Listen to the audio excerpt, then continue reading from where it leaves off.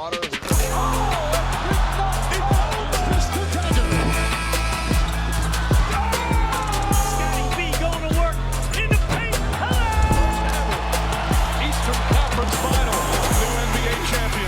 It's a team from Toronto, Canada. We, the North, are now we, the champions. What is going on, Raptors Nation? It is Luca here, back with the Raptors Nation podcast. Don't mind the background right now. I'm in the midst of changing things around for my studio setup, so still waiting on the arrival of some things to put in the backdrop. So for now, bear with me. I know it's a bland background, but hopefully I'll get my new setup done soon. But wanted to come at you today with today's pod. Wasn't able to do last week. So, thought it would be a good time to jump on today's pod because there is a little bit to talk about. It's been a relatively quiet offseason thus far for the Raptors, as to be expected. Of course, no playoffs for them as the first round winds down. But there is some interesting rumors that are starting to spiral out there, of course, because of what's happening in the playoffs that affects what happens outside of the playoffs. And then I want to talk a little bit about the Raptors draft. I mean, hey, NBA draft lottery, it is fast approaching, just a couple of weeks away. We will find out the Raptors' fate. Where are they going to be picking? Are they going to get lucky, move into that top four, get the number one pick? At least I'm not holding my breath for that. Or are they going to fall to 8 or stay where they're at now? So I do want to talk a little bit about that draft as well. Before I dive right into it, guys, do me a solid, hit a like on the video and subscribe to the channel for more pods, content, videos just like this. Your support is greatly appreciated, as there'll definitely be a lot more to talk about in the coming weeks. So let's first start by talking about some rumors that were jump-started with the Milwaukee Bucks being eliminated in the first round and Giannis being eliminated from the first round for the third straight season. It has not been a good postseason experience for Giannis since he and the Bucks won that championship back in 2021. So right now, things don't look good in Milwaukee.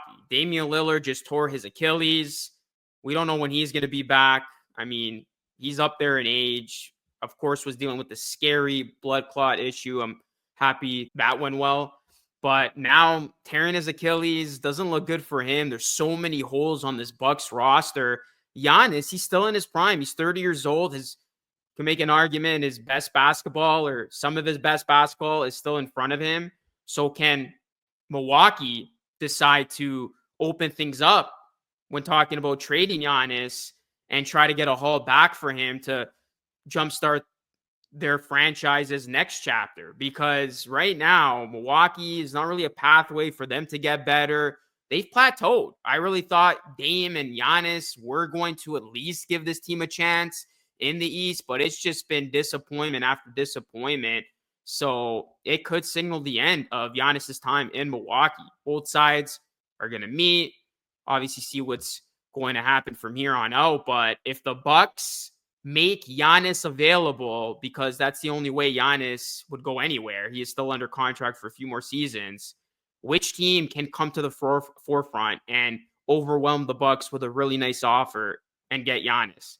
Because you better believe if the Bucks officially make Giannis available for trade, there's going to be a lineup of teams trying to trade for Giannis because he instantly raises your team's ceiling. Cue the Toronto Raptors. I mean, here we go again, right? Every time Giannis is available, the Raptors are seemingly right there. This goes back to more than a decade ago, right? 2013, that infamous clip of Masai and Bobby Webster in the back room trying to trade into the 2013 draft, the first round, to get Giannis, unable to do so. As Masai, he has had such a nice bond with Giannis. They're tight, they're close. Reason why Giannis got his career going in the NBA. And then even a couple years ago, right? Everybody thought Giannis was going to test free agency. He was the big coveted free agent of 2021. Raptors did do a good job of putting themselves in a good position cap space wise in 2020. But then before Giannis could even test free agency in 2021, the summer of 2021, he re-signed, of course, with the Bucks. But now here we are, right? 2025 looks like Giannis's time in Milwaukee is coming to an end. Could the Raptors pull off something big? It seems like the Raptors are always in these conversations whenever a superstar suddenly becomes available. You go back to the summer of KD when the Raptors were reportedly the front runners to acquire him. That, of course, never came to fruition. But then even the Damian Lillard summer, when Shams tweeted out the Raptors had traded for him momentarily before realizing he messed up and he deleted it. So is this the summer where Masai finally executes on another big trade for a star? I mean, he just traded for Brandon Ingram. So maybe all of a sudden the Raptors, they're taking this rebuild label off and they're going for it, because I always thought with that trade for Ingram, to me, like it was telling that Masai, he wants to win again, and he's not really going to take that patient approach, that traditional rebuild approach that could take some seasons. Like he expedited the rebuild with that trade. Like Brandon Ingram, he's going to be expected to produce. This team's going to be expected to compete next season. So can Masai now go all the way and get another big time star where this team all of a sudden can be thinking about, okay, we're not just satisfied with making the playoffs again. We actually want to do something in the playoffs. And obviously getting a guy like Giannis makes that a possibility. Now, here's the thing, and I did a separate video on this on my personal channel. The conversation starts with Scottie Barnes. I don't think there's a pathway for the Raptors to get Giannis without surrendering Barnes. Yeah, you can ship away RJ, Pirtle, make the salary work that way, include some young, enticing pieces like a Grady Dick, a boatload of picks. By the way, the Raptors, they do have their future first secured, so that is good when talking about trading for a big-time star. But if you're the Bucks, knowing what you could get from other teams, OKC can make a boatload offer, the Spurs, even the Rockets, if they go one and done in the playoffs, those teams are going to come out with very compelling over-the-top offers. So for the Raptors, for them to even get the Bucks to listen to them, I would think would need to include Scottie, because if you are the Bucks, you would want a young star back who you can then rebuild around for the next phase of your team, and then a boatload of picks. So that young star in this case is Scottie.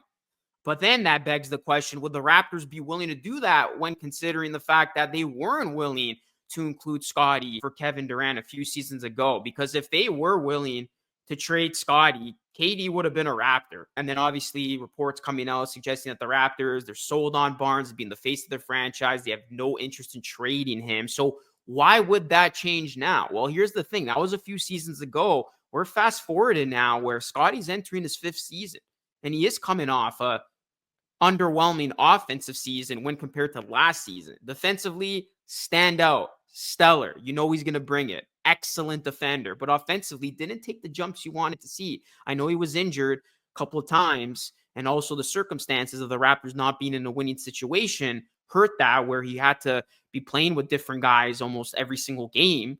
But there wasn't that other jump that you wanted to see Scottie take, particularly with his 3-point shooting that fell off a cliff. And then even with his shooting, career worst from the field. So that's not what you wanted to see from a guy who you're essentially building this thing around. So can now the Raptors pivot and say, hey, we got an opportunity here where we do have BI now under contract. He's in his prime. He had all this time to rehab.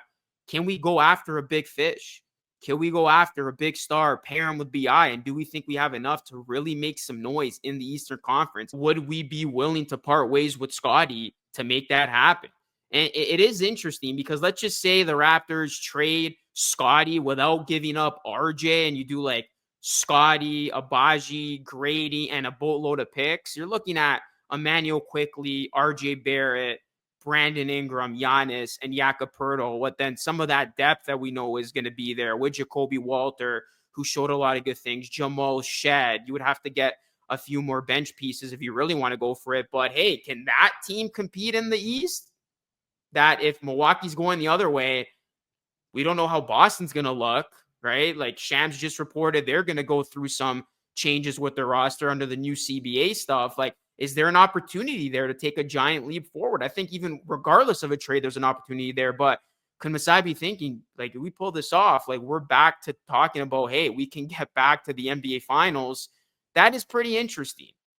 But of course, you're kind of fast forwarding things and you're giving up on Scotty, who is pretty big in itself. Like, to give up on him when he's not even 24 yet, he's got a good portion of his career left in front of him. That is a gamble Masai and company would have to take. And of course, Masai is no strangers to taking gambles like that, just as DeMar DeRozan. So there is intrigue. It is interesting to think about. And of course, none of this is made possible with all the Bucks coming out and making them available for trade. So at this point, this is just barbershop talk. But if they get Giannis and you got to part ways with Scotty, can that team that I just named do some big things in the East?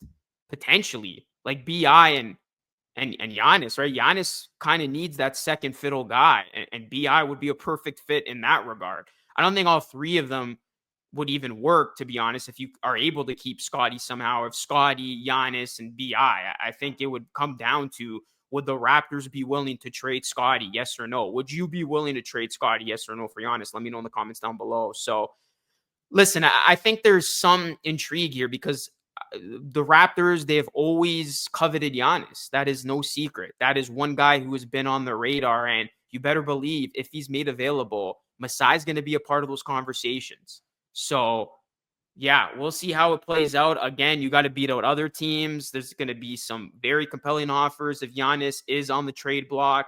OKC, the Spurs are reportedly very interested in, potentially getting him. I saw something from Jake Fisher. So the Giannis sweepstakes could overtake this summer. But for now, it does make for some fun speculation. Of course, if you're able to trade for Giannis without including Scotty, you do it in a heartbeat. But like I said, I don't see that happening at all. So yeah, would you guys trade Scotty for Giannis? It comes down to that. All right, guys. So I actually want to have a little bit of fun with this next segment because there's been like so many big names linked to the Raptors, just because the Raptors are that team that seemingly is always involved when big stars are rumored to be traded. When you're even looking at like the betting lines and all that, they're always like one of like the top 5 teams with the best odds of getting the next big player. So in this segment, I just wanted to do like a quick buy or sell, like star players who I'm buying that the Raptors can realistically get, and then star players who I'm selling that the Raptors can realistically get. So the first one here, Nikola Jokic. Only reason why I'm suggesting that is because there was that graphic that showed the Raptors as the second team with the best odds behind the Lakers to acquire Jokic if made available. I'm selling on that. I don't think the Joker's going anywhere, so that's a hard sell for me. All right, let's get into some other ones that could be deemed a toss-up. Trae Young, that's a point guard that could be traded. Maybe he wants out.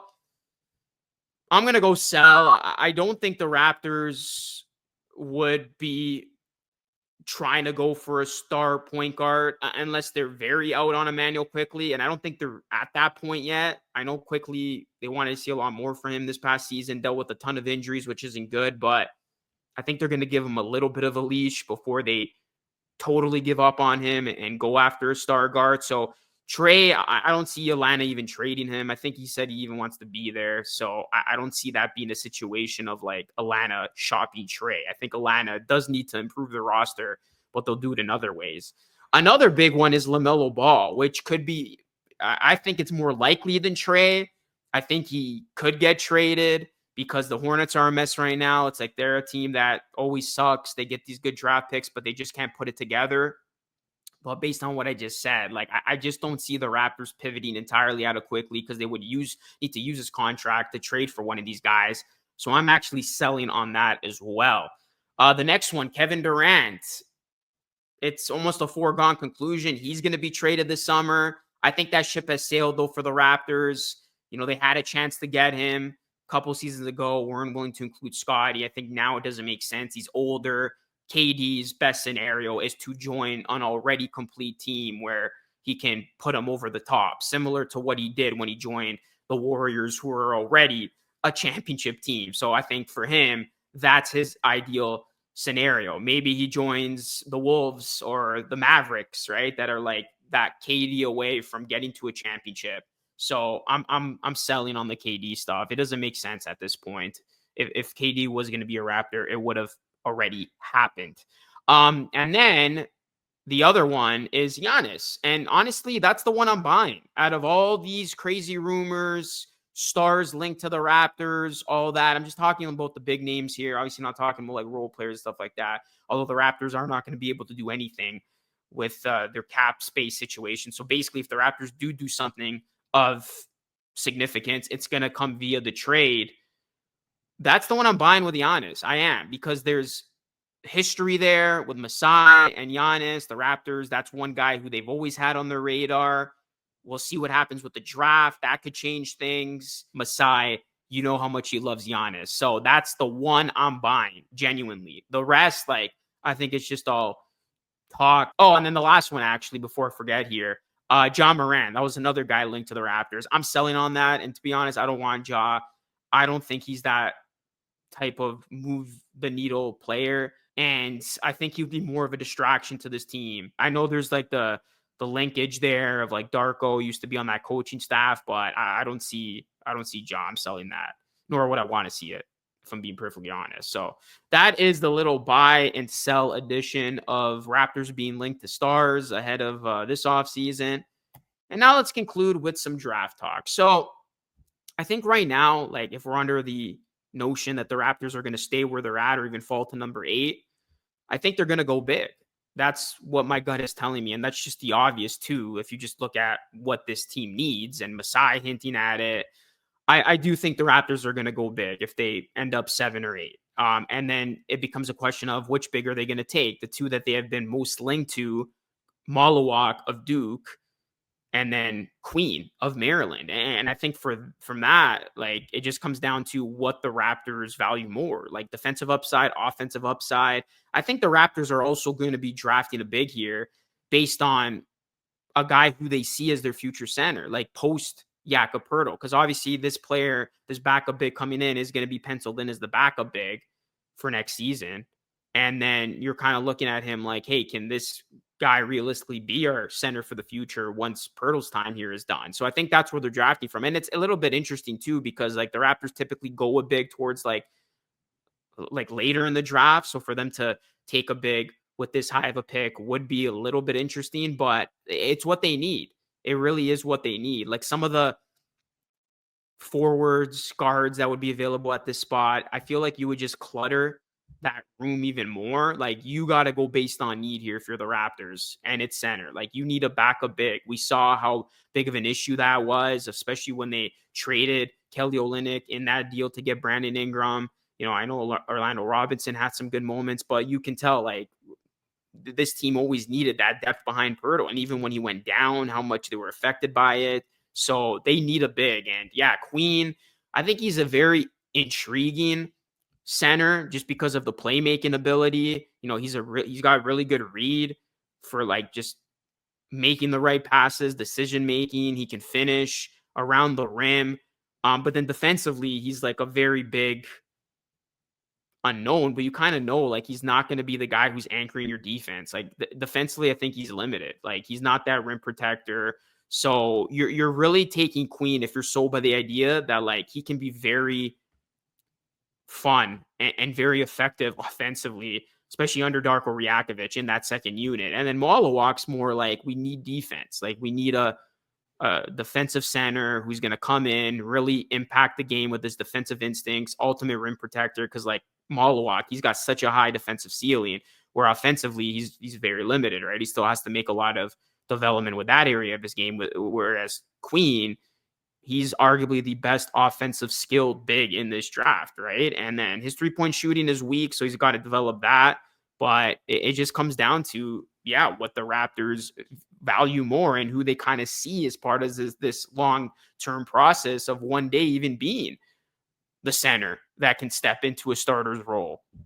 So, yeah, I think it's going to come down to one or the other. I think there's an argument to be made about both. Who I would take at this point, honestly, I know it's like a cop-out answer, but I'd be okay with both. Like, I guess like if I had to say one over the other, oh, that's tough. That really is tough. I'd probably lean Malawak just because I think defensively he can be super, super special. But I think Queen is going to be better right away. So that would help the Raptors situation too, because this team is trying to compete next season. Malawak's kind of like a project, and then you're like, okay, but like we just drafted Chomchi, he's a project too. So that would make it a little bit iffy. Whereas Queen, I can see him just contribute right away. So yeah, I don't know. It's a toss up. It really is. So like, I guess I give the edge to Malawak, but based on where this team's at, Queen makes a lot of sense based on what I just said. So I'd be good with either guy. So let me know who would you go with? Is there another player who you would go with here? Let me know your thoughts down below. Drop a like on the video, guys. Smash that subscribe button. And yeah, as always, thank you so much for your continued support. You can follow me on X at Luca Rosano 3. These podcasts will continue to come to you every Thursday. And yeah, you can check out my other content on my personal channel at Luca Rosano. That is it for me, guys. Thanks so much for watching. This is Luke signing off. I'll catch you all again in the next one.